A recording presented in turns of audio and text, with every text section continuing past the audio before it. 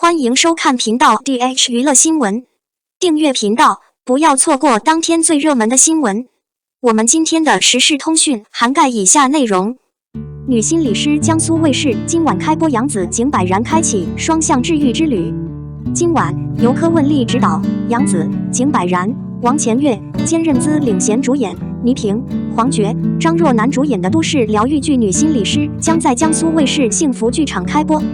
该剧改编自毕淑敏同名小说，以女心理师赫顿杨紫式的成长经历为主线，通过展现心理师为各类来访者进行心理疏导的过程，以多个现实案例触摸当代人的心理围城，引发观众对于心理健康的关注。我相信这部剧最起码会让观众意识到，自己遇到心理问题时需要寻求专业帮助，焦虑不安的情绪需要得到适时疏导，正确对待心理问题是非常重要和必要的。该剧制片人郭峰表示，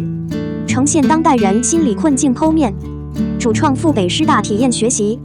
作为聚焦心理师行业的都市剧《女心理师》，为了真实呈现这个略显神秘的职业，主创团队前期做了大量的采访调研工作。剧本创作阶段，邀请心理学专业人士担当顾问，从案例呈现、心理测试、台词等各方面为剧集专业度把关。编剧朱丽绿10余人组成的编剧团队走访了多位心理学专家和案例当事人，确保了剧本在专业上的足够扎实。朱莉对这部剧完全是沉浸式的创作，我曾看到她在创作瓶颈期失声痛哭。郭峰透露，杨紫是赫顿。在拍摄初期，杨紫、王钱月等演员还赴北京师范大学心理学部进行学习，与心理咨询师深入交流。希望这个戏可以帮助到更多身处黑暗的人，如果他们看到女心理师以后，能够拉他们一把或者给予一些鼓励，我觉得就达到我们的目的了。杨紫表示，女心理师从一个个具体案例出发，融入了抑郁症、焦虑症、强迫症、狂躁症、偏执型人格障碍、臆想症、暴食症等10余个心理学典型病症，并通过家庭关系、社会关系剖析这些心理问题形成的原因，并给出建议。在细节的呈现上，女心理师融入了火柴测试、棋盘测试等心理咨询中惯用的专业测试方法，以通俗易懂的方式向大众科普了心理问题的根源所在。一镜到底将悬念拉满，张若楠1秒穿越女高中生。剧集开篇，导演从拍摄角度设置了一个极具现实感的一镜到底场景，镜头对准了人声鼎沸的闹市，形形色色的人穿梭而过。表面上看，他们与普通人相比并无异常，但实际上都患有不同程度的心理疾病，而这些人也正是剧集后续案例中的人物。配合旁白对各色心理疾病的解读，观众很容易从中获得一个讯息：心理问题已经成为了普遍的社会问题。据制片人郭峰透露，女心理师中多次运用一镜到底、第一人称镜头的剪辑手法，以更多场景化重现的方式代替普通的闪回，消除剧情与观看者之间的距离感，并在确保专业性的前提下，通过更具戏剧化的表现手法，提升女心理师可看度。今晚的剧情中，一个鲜活的案例即将上演。少女尤娜张若楠氏给自杀干预中心打来电话，情绪激动地表示自己要跳楼自杀。接线员立刻启动应急预案，心理咨询师赫顿登场。他一边安抚着尤娜，用柔和的语言进行劝说，一边协助中心精准锁定尤娜所处的位置，内外合力将其解救了下来。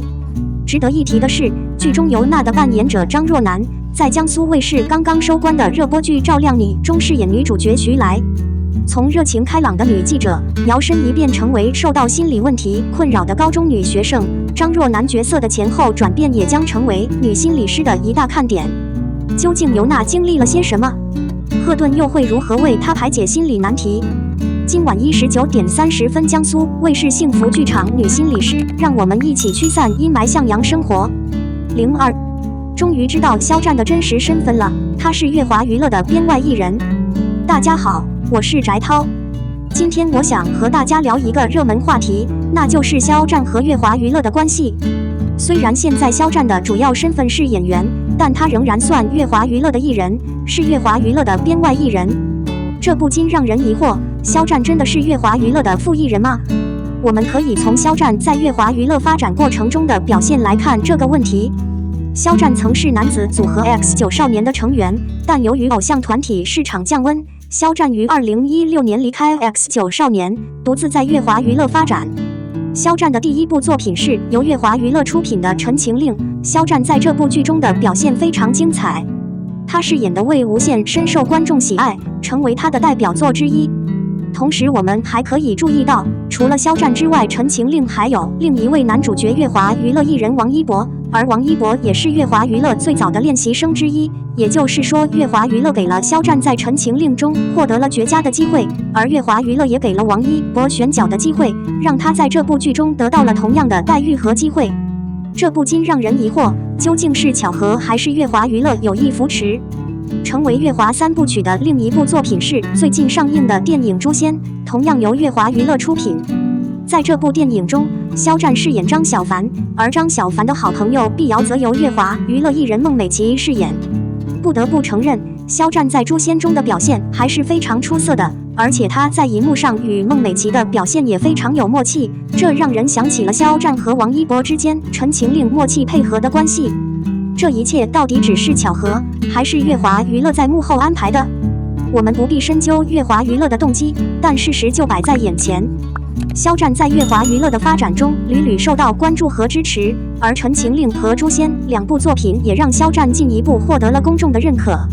不过，肖战与乐华娱乐的关系似乎并没有明确说明，这仍然是一个悬念。肖战是乐华娱乐的副艺人吗？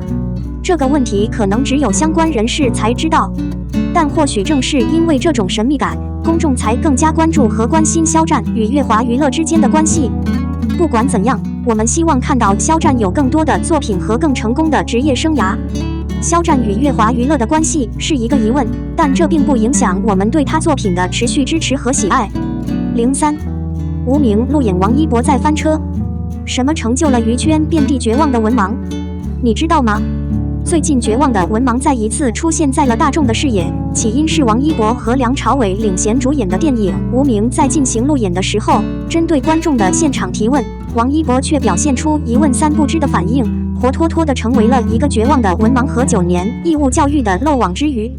这个词最早出现在2019年的乌克兰喜剧《唐老爹》中的台词中，原文是一眼就能看出来是一个绝望的文盲写的。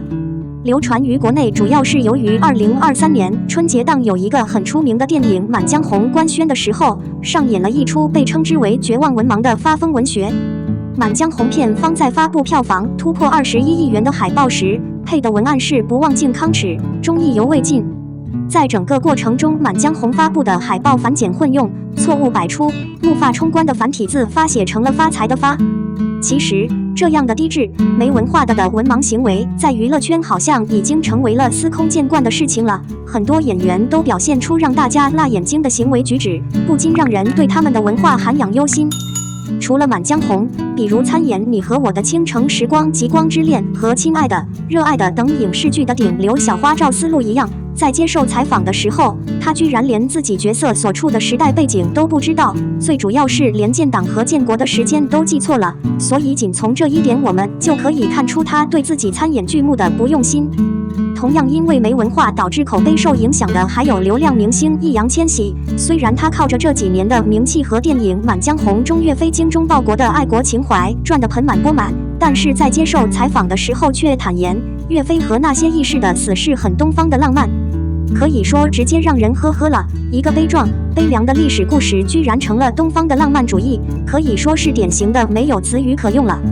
同样出现这种情况的还有因写错字被指出是文盲的，还有网红杨超越，因为在过年的时候随处可见的福字能把偏旁写成了一补旁。虽然说现在的演员明星只要占据流量就一定会实现破圈和财富自由，但是更暴露出了现在演员门槛太低的现象。只要你唱的符合当下的审美观点，能够吸引流量，那么你的电影或者电视剧一定就会爆火。至于对于他们的文化层次、学历高低以及演员的基本素养，好像都不是电影拍摄方或者导演等等考虑的问题。所以最后连央视新闻和人民日报以及中央戏剧学院院长等都看不下去，站出来批评这种现象了。因为演员拼到最后拼的是文化素养。而绝望的文盲这个词也成为了一个网络流行语，专指那些文化储备不足、脑袋空空，对所饰演角色缺乏理解，甚至连剧本都读不明白的演员。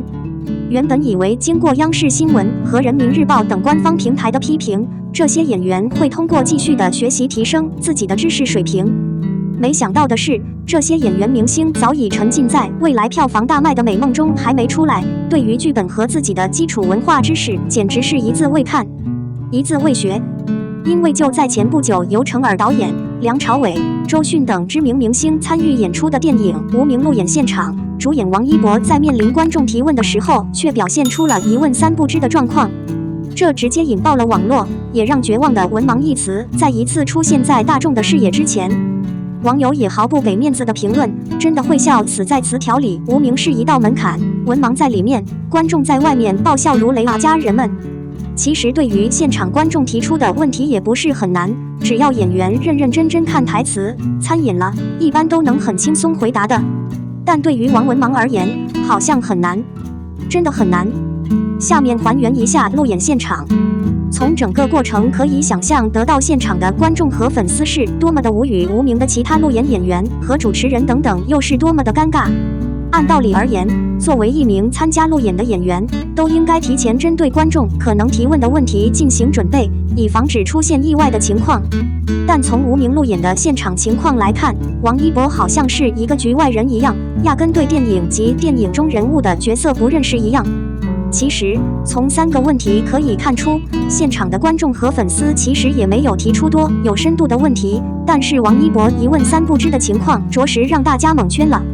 其实，这也不是王一博第一次展现自己文盲的天赋，在某次直播中，到此一游4个字只会写个一字，到字却写不出来，此字是同事帮忙写的，游字思考了半天，结果写成了放字。